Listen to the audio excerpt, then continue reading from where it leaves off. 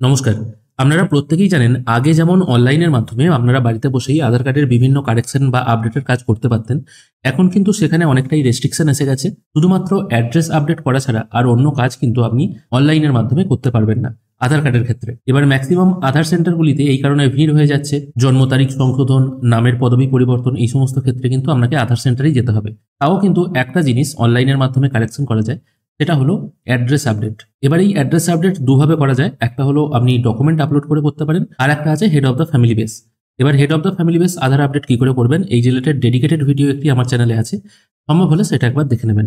এবার আপনারা যদি ডকুমেন্ট আপলোড করে আধার আপডেট করতে চান বা অ্যাড্রেসটা চেঞ্জ করতে চান, সেক্ষেত্রে সব থেকে সহজ পদ্ধতি হলো, এখন আমি যেই পদ্ধতিটা নিয়ে আলোচনা করব, আমি আপাতত প্রসিড টু আপডেট আধার এই অপশনটায় ক্লিক করছি। এখানে খেয়াল করে দেখুন, নাম, ডেট অফ বার্থ, জেন্ডার এগুলো আমি চেঞ্জ করতে পারবো না, কারণ এগুলো সব ইনঅ্যাক্টিভ আছে। এগুলো আধার সেন্টারে গিয়েই আমাকে চেঞ্জ করতে হবে। কিন্তু অ্যাড্রেসটা আমি আনলিমিটেড, মানে যতবার ইচ্ছে চেঞ্জ করতে পারবো। অবশ্যই সেই জন্য সাপোর্টিং প্রুফ দিতে হবে। আমি সেই জন্য প্রসিড টু আপডেট আধার এই অপশনটায় ক্লিক করব। এখানে ক্লিক করার সঙ্গে সঙ্গে আমার কারেন্ট অ্যাড্রেস, মানে বর্তমানে আমার আধার কার্ডে যে অ্যাড্রেসটা আছে সেটা এখানে শো হবে। পেজটির একটু নিচের দিকে এলে কেয়ার অফ দিয়ে আপনি আপনার বাবার নাম বা মহিলা হলে স্বামীর নাম দিয়ে দিতে পারেন। হাউস বিল্ডিং নাম্বারের জায়গায় আপনার গ্রামের নামটা দিতে পারেন, অথবা হাউস বিল্ডিং নাম্বার যদি থাকে সেটা দিয়ে দিতে পারেন। আপনার যদি কোনো রোড, লেন বা স্ট্রিট থাকে সেটা দিতে পারেন, অন্যথায় এখানে আপনাদের পোস্টের নামটা দিয়ে দিতে পারেন। এরিয়া, লোকালিটি, সেক্টরের জায়গায় আপনারা আপনাদের থানার নাম বা ব্লকের নামটা দিয়ে দিতে পারেন। ল্যান্ডমার্ক কি আছে সেটা এখানে পুট করে দেবেন। তারপর আছে পিনকোড। পিনকোডটা এখানে ফিল করলে এখান থেকে স্টেটটা অটোমেটিক ফ্যাচ হয়ে চলে আসবে। তারপর ডিস্ট্রিক্ট সিলেক্ট করবেন, ভিলেজ এই ড্রপডাউন মেনু থেকে সিলেক্ট করে নেবেন, পোস্ট অফিসটাও সিলেক্ট করে নেবেন। এরপর এখানে দেখুন ডকুমেন্ট আপলোডের কথা চলে আসছে। এখানে সাপোর্টিং ডকুমেন্ট হিসাবে কি আপলোড করলে সব থেকে বেটার হয় এবং সব থেকে ইজি হয়ে যায় কাজটা। এখানে দেখুন অনেকগুলো সাপোর্টিং ডকুমেন্ট আছে। যাদের ভোটার কার্ড হয়ে গেছে এবং ভোটার কার্ডের যে অ্যাড্রেসটা আছে সেটাই যদি আধার কার্ডে আনতে চান, তাহলে ভোটার কার্ড সিলেক্ট করবেন। অন্যথায় আপনাদের কাছে এমন কোনো হয়তো ডকুমেন্টস নেই যেখানে আপনি বর্তমানে যে অ্যাড্রেসে থাকেন সেই অ্যাড্রেসটা আপনি করতে চাইছেন। ভোটার কার্ডেও হয়তো আপনার পুরনো অ্যাড্রেস আছে বা অন্যান্য সমস্ত ডকুমেন্টে আপনার পুরনো অ্যাড্রেস আছে। বর্তমানে আপনি যে জায়গায় এসেছেন সেই জায়গায় কোনো অ্যাড্রেস প্রুফ নেই। সেক্ষেত্রে আপনাকে একটা কাজ করতে হবে, সেটা হলো এটাই, আপনাকে এই ফর্মটি ডাউনলোড করতে হবে। আপনারা অনলাইনে আধার অ্যাড্রেস চেঞ্জ ফর্ম লিখে সার্চ করলেই আপনারা এই ফর্মের লিঙ্ক পেয়ে যাবেন। এই ফর্মটি কি করে ফিল আপ করতে হয় সেটা একবার দেখে নিন। এখানে প্রথমে আপনাকে ডেটটা ফিল করতে হবে, তারপর রেসিডেন্স ডিটেল এটা আপনাকে লিখতে হবে, আপডেট রিকোয়েস্ট, তারপর আধার নাম্বারের জায়গায় আপনার 12 সংখ্যার আধার নাম্বারটা এখানে পুট করে দেবেন। তারপর আপনার ফুল নেমটা কি আছে সেটা পুট করবেন, এবং তারপর দেখুন কেয়ার অফ দেওয়া আছে। এবার কেয়ার অফ দিয়ে আপনি বর্তমানে যে জায়গায় আছেন সেখানে আপনি কার অধীনে আছেন, যদি আপনার বাবা থাকে আপনি আপনার বাবার নামটা দিয়ে দিলেন, অথবা যদি কেউ গার্জেন থাকে তার নামটা দিয়ে দিতে পারেন, অথবা আপনার যদি কোনো গার্জেন না থাকে সেক্ষেত্রে আপনিই হয়তো হেড, সেক্ষেত্রে আপনি আপনার বাবার নামটাই এখানে পুট করবেন। তারপর হাউস নাম্বার, স্ট্রিট নাম্বার এগুলোতে আপনি যে জায়গায় থাকেন সেই জায়গার হাউস নাম্বার বা ভিলেজের নাম, স্ট্রিট নাম্বার জায়গায় পোস্টের নাম, এগুলো সব ফিল করে দেবেন। ভিলেজের জায়গায় ভিলেজের নাম, পোস্টের জায়গায় পোস্টের নাম, এগুলো ফিল করে স্টেট, ডিস্ট্রিক্ট এখানে টোটালি যেভাবে আপনার অ্যাড্রেসটা চান আপনি আর কি, বা যে জায়গায় আপনি আছেন সেগুলো টোটালি এখানে ফিল করবেন। এখানে ডিস্ট্রিক্ট লিখবেন, স্টেট লিখবেন, তারপর পিনকোড দিয়ে দেবেন, এবং আপনার সঠিক যে ডেট অফ বার্থটা আছে, মানে আধার কার্ড ওয়াইজ যে ডেট অফ বার্থটা আছে সেটা এখানে পুট করবেন। তারপর এই যে বক্সটা আছে এই বক্সের মধ্যে আপনার একটা সিগনেচার করতে হবে। আর যদি আপনি সিগনেচার করতে না পারেন তাহলে আপনার থাম্ব ইমপ্রেশন মানে আঙুলের ছাপ দিতে হবে, এই ঘরটার মধ্যে দিতে হবে।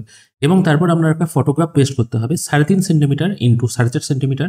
যদিও এখানে যে বক্সটা আপনার আছে সেটা কিন্তু 3.5 বাই 4.5 নয়, তার থেকে একটু ছোট।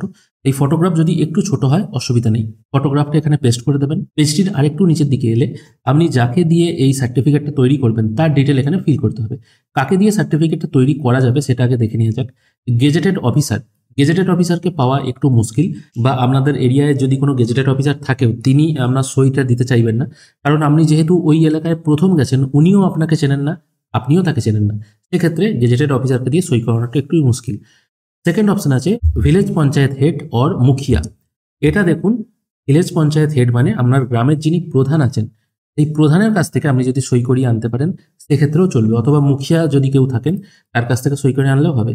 Gazetted officer group B, group B gazetted officer যদি কেউ থাকে তাকে দিয়ে সই করালে হবে। MLA, MP, MLC, municipal councillor এনাদের যদি সই থাকে হবে। মোটামুটি আপনারা মিউনিসিপ্যাল কাউন্সিলর আর ভিলেজ পঞ্চায়েত হেড মানে গ্রামের যিনি প্রধান আছেন এনাদের দুজনকে দিয়েই সই করানোর চেষ্টা করবেন, কারণ এনাদের সই খুব ইজিলি পাওয়া যায়। আর বাদবাকি যে অপশনগুলো আছে সেগুলো যে খুব একটা অ্যাভেলেবেল হবে সেটা আমার মনে হয় না। তাই এই সেকেন্ড অপশন আর এখান থেকে 4 নম্বর অপশন এই দুটোকেই চেষ্টা করবেন, এনাদেরকে খুব সহজেই পাওয়া যাবে। এবার এখানে কি করতে হবে, এনাদের সিগনেচার অ্যান্ড স্ট্যাম্প এখানে দিতে হবে। ওনারা এখানে স্ট্যাম্প দেবেন, সিগনেচার করবেন এই বক্সটার মধ্যে, এবং এখানে যে চেকলিস্টগুলো আছে সেগুলো এখানে টিকমার্ক দিয়ে দেবেন। এবার এই জায়গাটায় সার্টিফায়ার ডিটেল, এটা কিন্তু আপনাকে ফিল করতে হবে না, এটা ফিল করবে যিনি আপনাকে সার্টিফিকেট দেবেন, তিনি এটা ফিল করে দেবেন। নেম অফ দ্য সার্টিফায়ার, মানে যিনি, যদি গ্রামের পঞ্চায়েত প্রধান আপনাকে সার্টিফিকেটটি দেন বা তিনি যদি আপনাকে ভেরিফাই করে দেন, সেক্ষেত্রে তার নামটা এখানে হবে। ডেজিগনেশনের জায়গায় প্রধান হবে। অফিস অ্যাড্রেসের জায়গায় তার অফিসের অ্যাড্রেস বা গ্রাম পঞ্চায়েতটি কোথায় অবস্থিত, বা যদি এটা মিউনিসিপ্যাল কাউন্সিলর হয়ে থাকেন তার অফিসটি কোথায় অবস্থিত সেটা এখানে দিতে হবে, এবং তার ফোন নাম্বারটি এখানে পুট করতে হবে। আর এখানে আপনি যে ছবিটা পেস্ট করেছেন সেই ছবির ওপর দিয়ে তার একটা সই হবে এবং তার একটা স্ট্যাম্প পড়বে।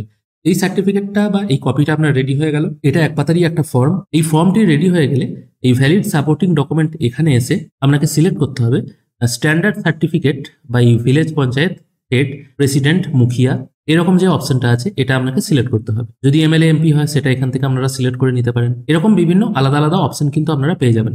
অবশ্যই এমন কিছু সিলেক্ট করবেন না, হয়তো সিলেক্ট করলেন ভোটার কার্ড আর আপলোড করছেন অন্য ডকুমেন্ট, সেক্ষেত্রে কিন্তু আপনার ফর্মটা রিজেক্ট হয়ে যাবে এবং আপনি যে টাকাটা পেমেন্ট করেছেন সেটাও কিন্তু আর ফেরত পাবেন না। আর হ্যাঁ, এখানে আপনাকে 50 টাকা পেমেন্ট করতে হবে এই কাজটি প্রসেস করার জন্য। এটা আমি আপাতত ওকে করে দিচ্ছি। ডকুমেন্ট আপলোড করার জন্য view detail and upload document এই অপশনটায় ক্লিক করবেন, তারপর কন্টিনিউ টু আপলোড করে যে ডকুমেন্টটা আপনি রেডি করেছেন সেটা এখানে আপলোড করে দেবেন।